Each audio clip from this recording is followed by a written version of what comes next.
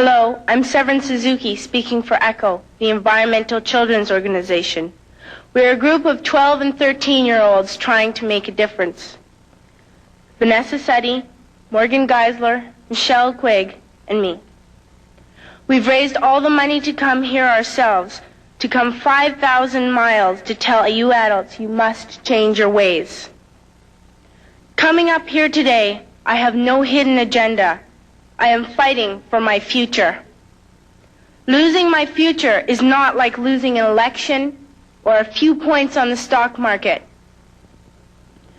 I am here to speak for all generations to come.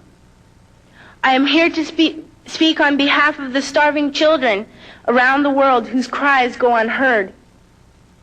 I am here to speak for the countless animals dying across this planet because they have nowhere left to go.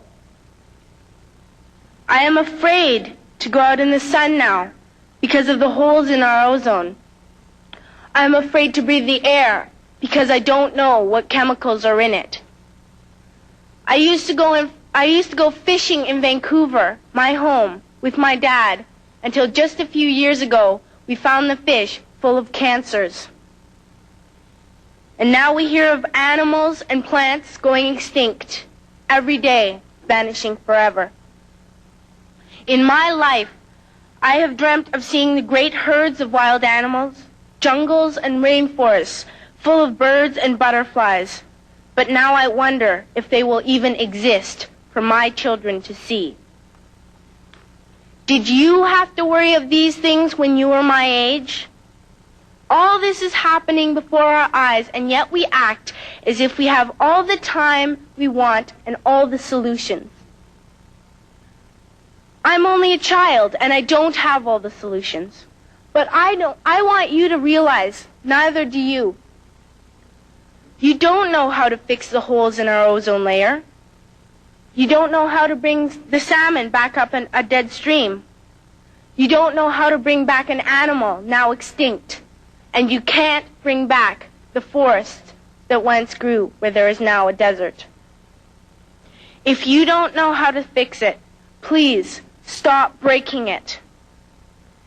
Here, you may be delegates of your government, business people, organizers, reporters, or politicians, but really, your mothers and fathers, sisters and brothers, aunts and uncles, and all of you are someone's child.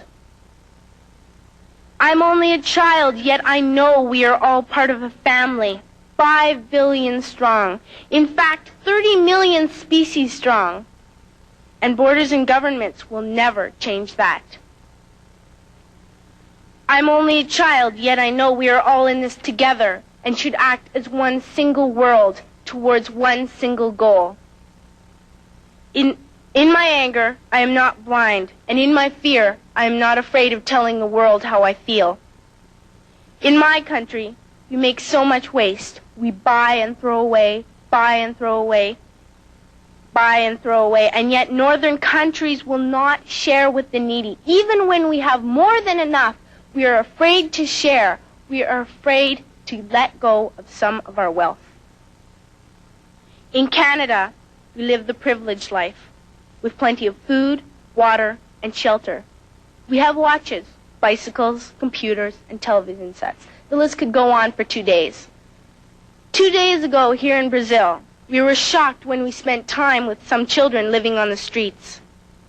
This is what one child told us. I wish I was rich. And if I were, I would give all the street children food, clothes, medicines, shelter, and love and affection.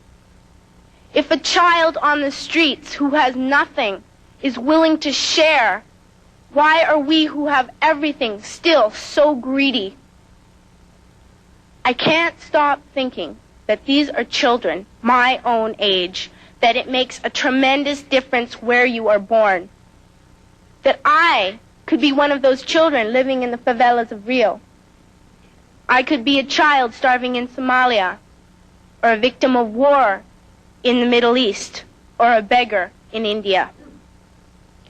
I am only a child, yet I know if all the money spent on war was spent on finding environmental answers, ending poverty, and finding treaties, what a wonderful place this earth would be. At school, even in kindergarten, you teach us how to behave in the world. You teach us not to fight with others, to work things out, to respect others, to clean up our mess, not to hurt other creatures, to share, not be greedy. Then why do you go out and do the things you tell us not to do? Do not forget why you are attending these conferences, who you're doing this for. We are your own children. You are deciding what kind of a world we are growing up in. Parents should be able to comfort their children by saying, everything's going to be all right. It's not the end of the world, and we're doing the best we can. But I don't think you can say that to us anymore.